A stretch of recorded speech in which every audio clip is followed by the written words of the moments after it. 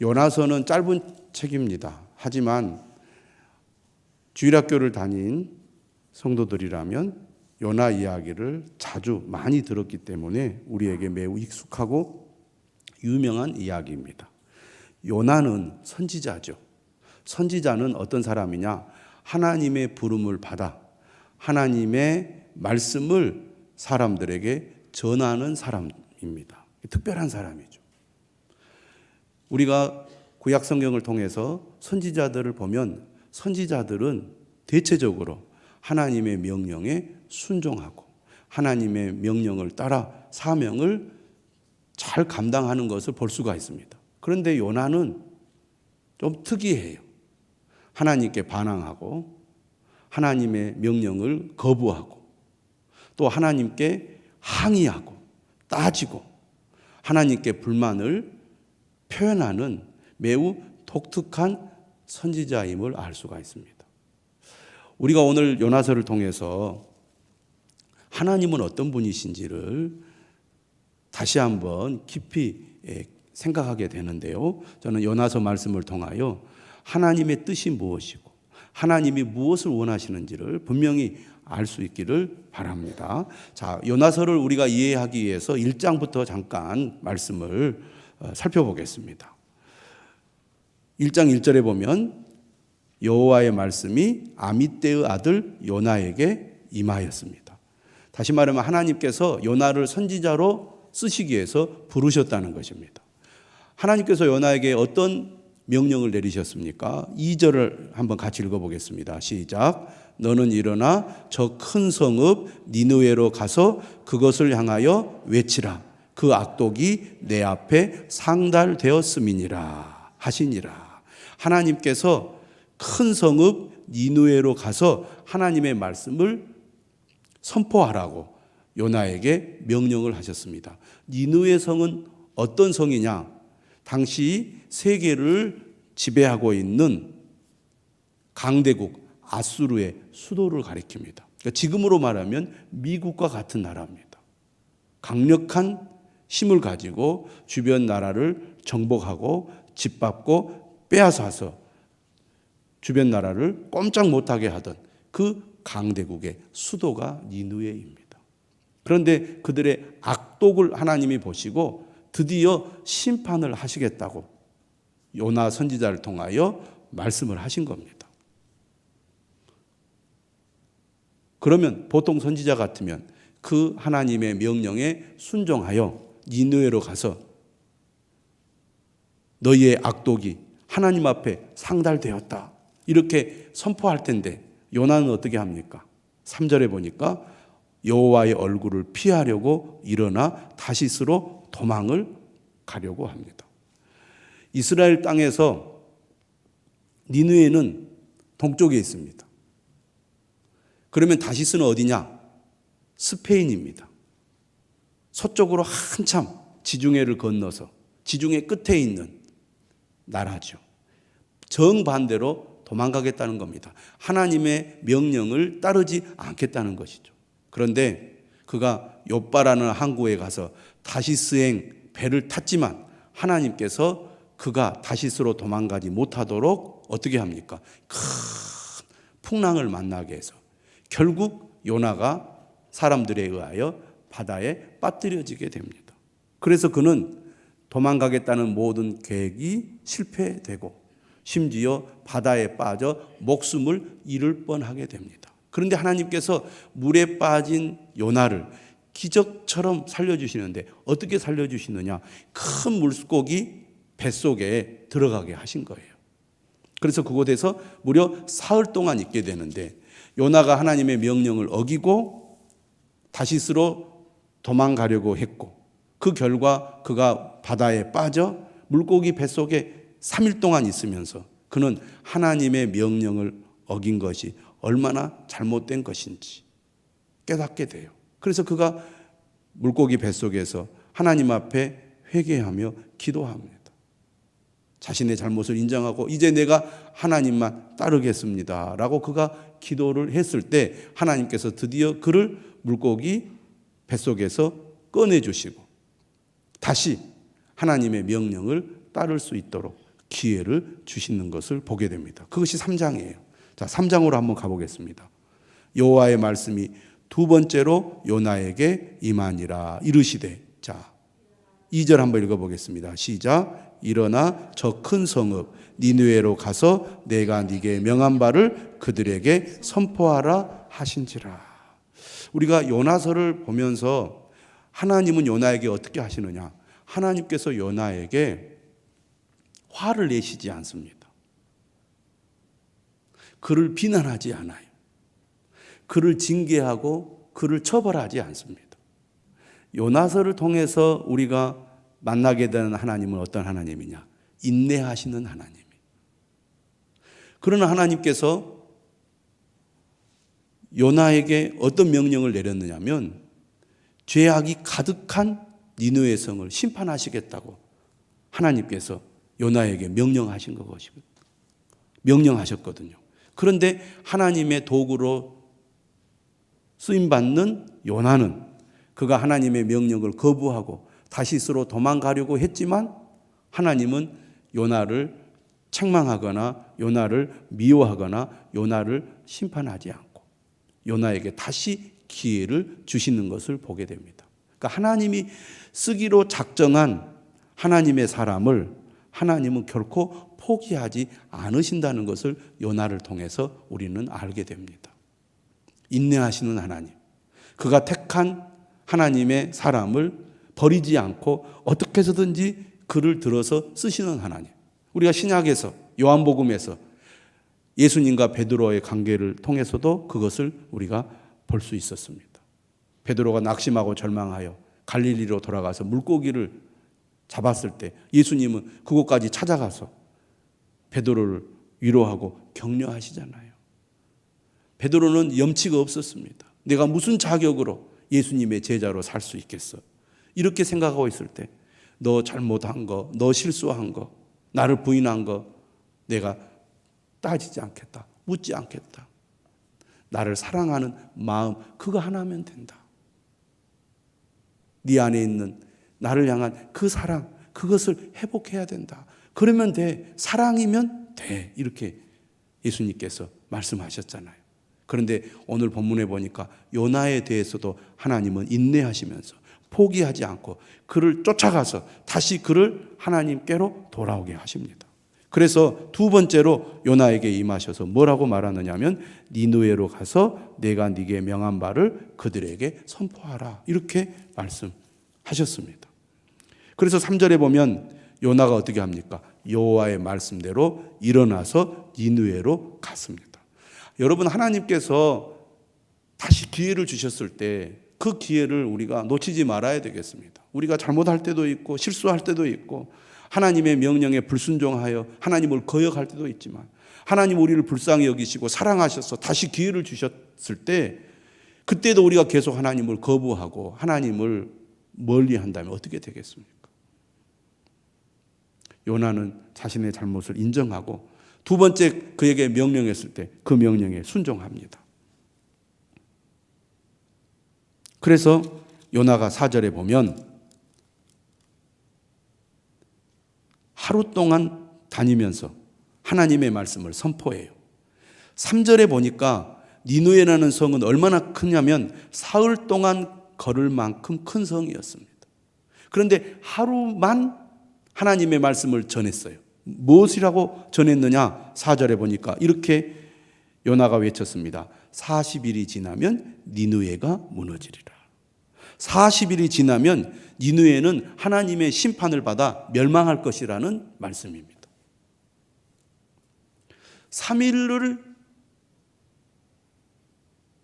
하나님의 말씀을 전파한 게 아니라 하루만 전파했어요. 그러니까 요나가 하나님의 명령을 따라 니느웨 성에 들어가서 말씀을 전파한 기간은 하루이기 때문에 아마 니느웨 성의 일부분에서만 말씀을 전했던 것 같아요. 그런데 하루만 전했지만 이 요나의 말씀이 니느웨 성 전체로 퍼진 거예요. 어마어마한 말씀이잖아요. 이 큰 성이 40일이 지나면 무너져서 망하게 될 것이다. 그 성 안에 있는 사람들이 하나님의 심판을 받아 다 죽게 될 것이다. 무시할 수도 있는 말이지만 요나의 말을 이 니느웨 사람들이 그냥 한 귀로 듣고 한 귀로 흘리지 않았어요. 심각하게 받아들였습니다. 그래서 오늘 우리가 이 요나 3장 5절에 보면은 니느웨 사람들 한번 읽어보겠습니다. 시작. 니느웨 사람들이 하나님을 믿고 금식을 선포하고 높고 낮은 자를 막론하고 굵은 배 옷을 입은지라. 그들이 큰 위기를 느끼고 두려움을 느끼고 회개를 합니다. 우리가 잘못했습니다. 그 밑에 보면 왕이 이렇게 얘기를 해요. 너희들은 먹지도 말고 마시지도 말아라. 8절에 보니까 사람이든지 짐승이든지 다 굵은 베옷을 입을 것이요 힘써 하나님께 부르짖을 것이며 각기 악한 길과 손으로 행한 강포에서 떠날 것이라. 모든 죄를 끊어버리고 하나님께 부르짖어 죄를 회개하라는 겁니다. 왜 그렇게 합니까? 9절에 이렇게 말하죠. 하나님이 뜻을 돌이키시고 그 진노를 그치사 우리가 멸망하지 않게 하시리라. 우리가 멸망하지 않게 하시리라. 우리가 진정으로 잘못을 깨닫고 뉘우치고 회개하여 하나님께 돌이키면 하나님께서 재앙을 내리지 않고 우리를 용서해 줄지 모른다. 그렇게 나오잖아요. 그렇지 않을 줄을 누가 알겠느냐. 그래서 그들이 진심으로 회개하고 그들의 죄를 뉘우쳤습니다. 죄를 끊어버렸습니다. 놀라운 일이 일어났어요. 40일이 지나면 하나님께서 심판을 한다고 했는데 그들이 죄를 회개하고 죄로부터 돌이키니까 10절 읽어보겠습니다. 시작. 하나님이 그들이 행한 것 곧 그 악한 길에서 돌이켜 떠난 것을 보시고 하나님이 뜻을 돌이키사 그들에게 내리리라고 말씀하신 재앙을 내리지 아니하시니라. 하나님은 어떤 분이십니까? 아무리 악한 자라도 하나님의 심판을 피할 수 없는 악독한 자들이라도 그들이 진실로 회개하고 죄를 돌이키면 하나님은 그들을 용서하신다는 것입니다. 자, 이런 일이 있은 후에 오늘 본문의 이야기가 시작이 되죠. 자, 요나는 하나님의 선지자입니다. 하나님의 말씀을 선포하러 니느웨에 가서 하나님의 명령대로 니느웨의 심판을 선포했어요. 그런데 어떻게 됐습니까? 니느웨 사람들이 회개함으로써 하나님이 심판을 내리지 않게 된 겁니다. 그러자 요나의 반응을 보십시오. 하나님 참 위대하십니다. 하나님 놀라우신 분입니다.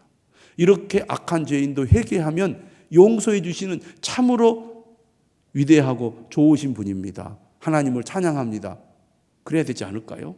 선지자라면, 누구보다 하나님의 말씀을 잘 아는 사람이라면 그래야 되는데 오늘 1절의 표현을 보십시오. 요나가 매우 싫어하고 성내했다고 그랬어요. 하나님이 악한 죄인들을 용서해 주신 것을 매우 못마땅하게 여긴 거예요. 매우 싫어하고 성내했어요. 그러면서 하나님께 기도합니다. 자, 요나가 기도하는 내용은 2장의 물고기 뱃속에서 죽으려다 살아났을 때 기도했고, 그리고 오늘 4장 2절에서 하나님께 기도합니다. 그런데 2장에서 기도하는 것과 오늘 4장 2절에서 기도하는 것은 너무나 달라요. 자, 요나의 기도를 보십시오. 요나가 이렇게 기도합니다. 여호와여, 내가 고국에 있을 때 이러하겠다고 말씀하지 아니하였나이까. 그러므로 내가 빨리 다시스로 도망하여 싸우니. 요나는 지금 자기를 변명하고 있습니다. 내가 하나님의 말씀을 듣지 않은 것은 다 그만한 이유가 있었다는 거예요. 하나님이 이러실 줄 알고 내가 다시스로 도망가려고 한 겁니다. 하나님의 말씀대로 내가 니느웨에 가서 심판을 선포하면 저들이 회개하고 죄를 돌이키고 죄를 돌이키면 하나님이 용서하실까 봐 내가 하나님의 말씀을 거역하고 다시스로 도망가려고 한 겁니다. 이거 보십시오. 이런 거예요. 그러면서 그가 하나님의 성품에 대해서 이렇게 얘기합니다. 그러므로 주께서는 은혜로우시며 자비로우시며 노하기를 더디하시며 인애가 크시사 뜻을 돌이켜 재앙을 내리지 아니하시는 하나님이신 줄을 내가 알았음이니이다. 하나님은 은혜로우시고 자비로우셔서 노하기를 더디하시는 분이에요. 아무리 악한 죄인이라도 그가 죄를 깨닫고 죄를 회개하고 돌이키면 하나님은 용서해 주시고 구원해 주시는 하나님이란 거예요. 하나님께서 저 악한 니느웨를 용서하시고 구원해 주실까 봐 그것이 싫어서 니느웨로 안 갔다는 거예요. 왜? 니느웨는 어떤 성입니까? 주변의 나라들을 짓밟고 빼앗고 죽이고 온갖 악을 행했던 나라의 수도요. 심지어 북이스라엘을 괴롭히고 남유다를 괴롭힌 나라였거든요. 결국은 북이스라엘을 멸망시켜버리는 나라가 니느웨 아닙니까? 아수르 아닙니까? 그래서 이스라엘 민족의 대적이에요. 적이다 그 말입니다. 그러니까 그들이 하나님의 은혜를 받아서 구원을 받는 것을 결코 요나는 원하지 않았고 이해할 수 없었던 겁니다. 여러분, 우리가 일본에 대한 감정을 가지고 있잖아요. 나쁜 감정. 일본은 싫어요. 그게 있습니다. 그런데요, 지금 많은 선교사들이 일본에 가서 선교를 합니다. 우리도 지금 일본 선교사를 후원하고 있습니다. 오랫동안. 우리 마음속에 이런 감정이 있어요. 왜 하필이면 일본에 가서 복음을 전합니까? 다른 나라도 아니고. 그 사람들은 다 지옥 가야 되는데. 우리 민족을 괴롭힌 사람들이잖아요. 그 사람들은 예수 그리스도를 믿고 구원을 받으면 안 될 민족이에요. 다 구원받아도 그들은 지옥에 가야 돼요. 이런 감정이 우리 안에 있습니다. 사실은. 그러니까 일본 선교한다? 기분이 좋지 않아요. 그런 감정이 우리에게 있는데 이스라엘 사람들이 그보다 더 심한 감정을 아수르에 갖고 있었기 때문에 아수르가 하나님의 은혜를 받아서 구원받는다? 있을 수 없는 일이라고 생각을 한 거예요. 그래서 하나님의 명령을 어기고 다시스로 도망가려고 했는데 하나님이 그냥 내버려두지 않은 거예요. 하나님이 요나를 끄집어서 다시 하나님의 명령에 순종하도록 데리고 오셨잖아요. 그래서 그가 하나님의 명령에 순종했는데 아니나 다를까 염려했던 대로 니느웨가 회개를 해가지고 하나님의 용서를 받으니까 그것이 너무 화가 나온 거예요. 그리고 하나님에 대한 실망을 한 겁니다. 자, 4절에 이렇게 얘기를 해요. 3절에 여호와여 원하건대 이제 내 생명을 거두어 가소서. 사는 것보다 죽는 것이 내게 나음이니이다. 무슨 표현입니까? 하나님께 심한 배신감을 느꼈다는 겁니다. 하나님 어떻게 그럴 수가 있습니까? 그런 얘기죠. 여기에 대해서 하나님은 뭐라고 하시느냐? 4절에 보니까 이렇게 말씀하세요. 따라서 합시다. 네가 성내는 것이 옳으냐? 하나님은 오히려 화를 내지 않고 그를 어떻게 합니까? 설득하듯이 그를 타이르듯이 그에게 말을 하고 있습니다. 오히려 누가 성내고 있어요? 요나가 막 성을 내고 있는 겁니다. 요나가 하나님 앞에 화를 내고 있는 겁니다. 요나가 하나님 앞에 따지고 있는 거예요. 하나님 어떻게 그럴 수가 있습니까? 우리는 하나님의 언약 백성이고 저들은 이방인이며 하나님을 대적하는 사람들이고 하나님의 언약 백성을 오히려 괴롭히고 죽이려 들고 멸망시키려는 저 악한 민족인데 하나님 그들을 용서해 주시고 구원해 주신다는 게 말이 됩니까? 하나님은 우리만의 하나님이고 이스라엘만의 하나님이신데 어떻게 이방인들을 하나님은 불쌍히 여기고 그들을 구원할 수 있습니까?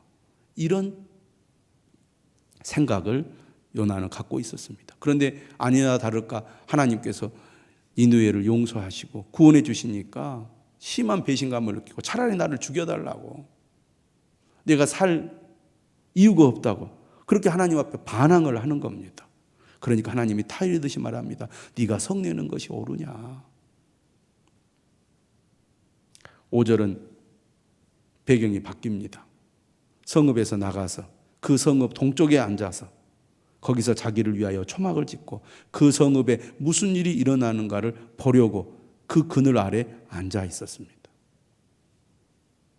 그래도 혹시 하나님께서 저들을 심판하지 않을까 그런 기대를 했던 것 같아요. 그런데 6절 이하에 보면요, 하나님께서 요나로 하여금 하나님의 뜻을 깨닫게 하기 위하여 몇 가지를 예비하시는데 그 첫 번째가 박넝쿨을 예비하시는 겁니다. 6절이 그렇게 되어 있죠. 하나님 여호와께서 박넝쿨을 예비하사 요나를 가리게 하셨으니 이는 그의 머리를 위하여 그늘이 지게 하며 그의 괴로움을 면하게 하려 하심이었더라. 그곳은 낮이 매우 햇볕이 강하기 때문에 뜨거운 햇볕에 노출되어 있으면 얼마 있지 못해서 숨이 막히고 그리고 너무 뜨거워서 죽을 것처럼 고통스럽게 되는 겁니다. 그런데 하나님이 박넝쿨을 예비하셔가지고 그 박넝쿨 그늘에 그가 쉴 수 있게 하셨어요. 햇볕은 강한데 그늘이 생기면 시원해요. 습도가 높은 나라는 그런 경우가 드물지만 습도가 낮은 곳은 햇볕이 강해도 그늘이 지면 시원하거든요. 바로 이스라엘이나 니느웨나 그쪽 지역이 그런 기후였습니다. 그러니까 사람이 육체적으로 매우 열악한 환경에 있으면 죽을 것 같은 그런 고통을 느끼잖아요. 그런데 그런 상황에서 갑자기 환경이 좋아져서 몸이 시원하게 되면 마음도 평안해지면서 아이고 살만하다. 아이고 편하고 좋다. 그런 마음이 들잖아요. 인간의 이 몸이 얼마나 간사합니까? 환경이 좋으면 마음이 평안해지고 환경이 나쁘면 죽을 것처럼 힘들고 고통스럽잖아요. 그런데 요나가 지금 그런 상태인 겁니다. 그래서 뭐라고 얘기하냐면 요나가 박넝쿨로 말미암아 크게 기뻐하였더니 인간은 어떤 면에서는 매우 단순한 존재지요. 열악한 환경이 살짝만 달라져도 금방 살만하다고 말하는 존재입니다. 그런데 하나님이 그 다음에 또 어떤 일을 행하시냐면 7절에 보니까 벌레를 또 예비하셨어요. 이튿날 새벽이 되니까 그 박넝쿨을 하나님이 갉아먹게 한 겁니다. 그러자 그 전에 요나를 시원하게 했던 박넝쿨이 시들어 버렸어요. 이튿날 해가 떴습니다. 또 하나님이 뜨거운 동풍을 예비하셔서 뜨거운 바람이 막 불어오는데 해가 요나의 머리를 쪼이니까 요나가 혼미하여 스스로 죽기를 구합니다. 그러니까 요나는 지금 죽겠다는 말을 몇 번이나 하고 있어요. 사는 것보다 죽는 것이 내게 나으니다. 조금 편안하면 살만하다 그러고 조금 힘들면 죽겠다고 그러고 우리가 그러지 않습니까? 우리가 이렇게 변덕스럽잖아요. 금방 기분이 좋았다가 나빴다. 환경에 예민하고 민감한 존재가 우리 인간입니다. 요나는 지금 너무나 쉽게 자기의 감정을 드러내고 표현을 해요. 사는 것보다 죽는 것이 내게 나으니다. 죽겠다는 소리를 자주 하면요, 요나처럼 이렇게 조금만 힘들어도 죽겠다고, 못 살겠다고, 늘 불평하고 원망하는 그런 말을 하게 됩니다. 이게 이제 입에 붙었어요. 어떻게 보면 하나님과의 관계가 틀어져 있고 믿음은 바닥에 떨어져 있다 보니까 입에서는 늘 불평, 죽는다는 소리만 나오는 겁니다. 이때 하나님 또 인내하시면서 요나에게 이렇게 말해요. 네가 이 박넝쿨로 말미암아 성내는 것이 어찌 옳으냐. 하나님이 니느웨를 용서해 주시니까 성을 내더니 이제는 박넝쿨이 시들었다고 성을 내요.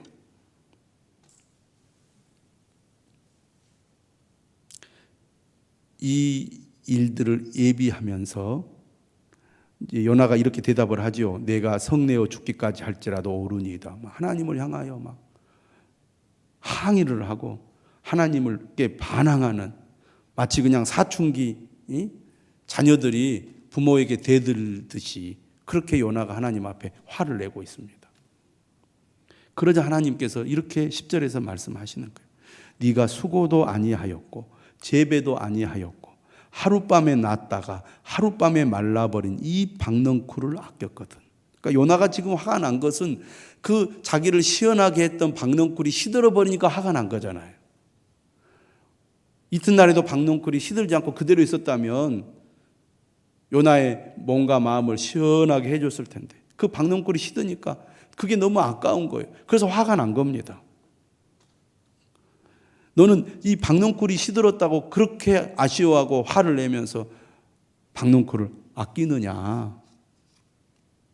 그러면서 11절 하나님 하신 말씀이 하물며 이 큰 성읍 니느웨에는 좌우를 분별하지 못하는 자가 12만 여명이요 가축도 많이 있나니 내가 어찌 아끼지 아니하겠느냐. 너는 박넝쿨 하나, 네가 재배도 하지 않는 박넝쿨이 사라진 것을 아까워했는데 하나님이 창조주시고 하나님이 이 세상 만물을 다스리시니까 하나님의 사람이잖아요. 그런데 그 사람들이 무려 12만 명이요 가축도 이렇게 많이 있는데 내가 어찌 아끼지 아니하겠느냐 하는 겁니다. 이것이 하나님의 뜻이에요. 좌우를 분별하지 못하는 자가 그들의 죄악 때문에 멸망당하는 것을 하나님은 원하지 않으십니다. 저 악한 자라도 죄를 회개하고 돌이켜 죽음과 멸망으로부터 구원받기를 원하시는 것이 하나님의 뜻이라는 것입니다. 오늘날도 세상에는 수많은 사람들이 하나님을 모르고 또 하나님을 대적하고 하나님 없이 살아가고 있습니다.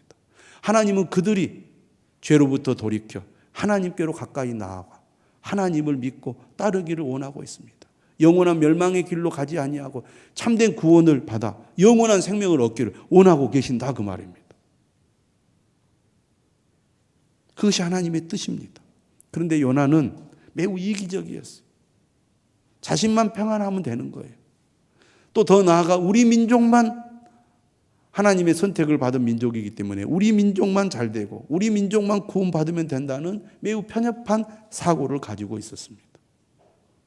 그래서 하나님께서 이스라엘의 대적인 아수르를 용서하시고 구원해 주실까 봐 그는 하나님의 명령을 어기고 다시스로 도망가려고 했던 것입니다. 철저히 요나는 자기 유익만 추구했고 자기 중심적인 사고에 갇혀 있었습니다. 하나님의 뜻이 무엇인지 그가 알았기 때문에 그것을 오히려 거부하고 그 뜻을 따르지 않으려고 했던 것이죠. 자기 유익만 추구하는 편협하고 배타적인 시각에서 벗어나기를 하나님은 원하셨습니다. 이스라엘 민족만 구원하기 위하여 하나님께서 이스라엘을 선택한 것이 아니었다는 겁니다. 이스라엘 민족을 선택하신 목적은 그들을 제사장 나라로 삼아서 그들을 통하여 이방인들도 수많은 열방에게도 하나님의 말씀이 선포되어 그들도 하나님을 믿고 구원받기를 바라셨다는 것입니다. 그런데 요나는 그 하나님의 뜻을 깨닫지 못했던 것이죠. 자기 생각에 사로잡혀 있었습니다. 자기 중심적이고 이기적인 생각에 갇혀있기 때문에 저들은 구원받으면 안 돼. 구원받을 자격이 없어. 그렇게 생각한 거죠. 그래서 오늘 우리도 마찬가지입니다. 하나님이 먼저 우리를 구원하신 것은 우리를 통하여 믿지 않는 세상 사람들을 구원하기 위하여 우리를 먼저 택하셨다는 것을 기억할 필요가 있습니다. 우리는 이 하나님의 시각을 가지고 다른 사람들을 바라봐야 돼요. 우리는 다른 사람들을 판단하고 정죄하는 것을 좋아합니다. 저 사람은 이래서 안 되고 저 사람은 저래서 안 돼. 저 사람은 저래서 문제야. 우리는 남을 판단하고 비판하기를 좋아하잖아요. 근데 하나님은 어떤 사람도 죄를 회개하고 주께로 돌아와 구원받기를 원하신다는 겁니다. 우리가 믿음을 가지고 구원을 받은 자로서 하나님의 시각을 가지고 다른 사람들을 바라볼 수 있어야 됩니다. 이 세상에는 악하고 죄인들이 많이 있지만 그들도 하나님의 구원이 필요한 사람이라는 거죠. 우리도 하나님께서 우리를 불쌍히 여겨서 우리를 구원해 주셨기 때문에 하나님의 자녀가 된 거잖아요. 마찬가지로 지금도 주님을 모르고 세상 가운데 사는 사람들 또한 하나님께서 구원하기를 원하신다는 겁니다. 오늘 말씀을 보면 하나님은 요나에게도 똑같이 대하고 있어요. 니느웨 사람들을 대하는 하나님의 마음과 요나를 향한 하나님의 마음이 똑같았어요. 요나가 얼마나 하나님 앞에 불순종하고 죄를 많이 지었습니까? 얼마나 하나님께 반항하고 하나님을 대적하고 거역했습니까? 그런데 오늘 우리가 요나서를 통해서 보게 되는 하나님은 인내하시는 하나님, 참으시는 하나님. 어떻게 해서든 이 요나를 하나님께서 들어 사용하기를 원하시는 하나님이심을 알 수가 있습니다. 우리도 그런 마음으로 우리가 다른 사람도 바라보아야 할 것이고, 우리도 그런 은혜를 입은 사람이라는 것을 꼭 기억할 필요가 있습니다. 하나님의 뜻을 분명히 깨달아 하나님의 시각을 가지고 하나님의 말씀에 순종하는 우리 모두가 되어야 할 것입니다.